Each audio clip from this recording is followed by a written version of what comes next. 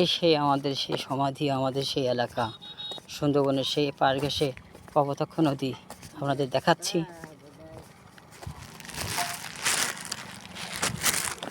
নদীতে মাছ মারছে, মাছ উঠে যায় না।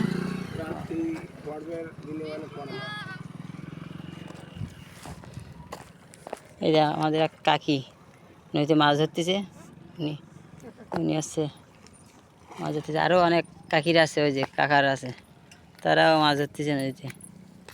এটা হচ্ছে কপোতাক্ষ নদী। ওই যে মাইকেল মধুসূদন দত্তর একটা কবিতায় লেখা আছে না, কপোতাক্ষ নদ, সেই কপোতাক্ষ নদেই আমাদের।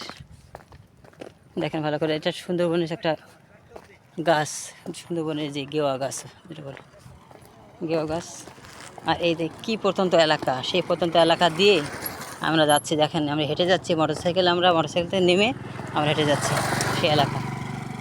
অনেক রিস্ক নিয়ে যাইতে হয়, তারপরেও অনেকে যাচ্ছে রিস্ক নিয়ে, আমি নেমে যাচ্ছি। এই সেই সমাধি, এখানে ছুটে আসি আমি বারে বার। এখানে ঘুমিয়ে আছে মরমি আমার, দরদি আমার। দেখেন তাকিয়ে যেদিকে চোখ যায় শুধু নদী আর নদী। একবার এখন নদী আর কি জোয়ার হয়েছে, কানা কানায় ভরে যাচ্ছে পানি। অনেক সুন্দর লাগছে পরিবেশটা, আসলে কিন্তু ভালো লাগছে পরিবেশটা। কত সুন্দর একটা পরিবেশ, দেখলে মনে ভরে যাচ্ছে পরিবেশটা দেখে।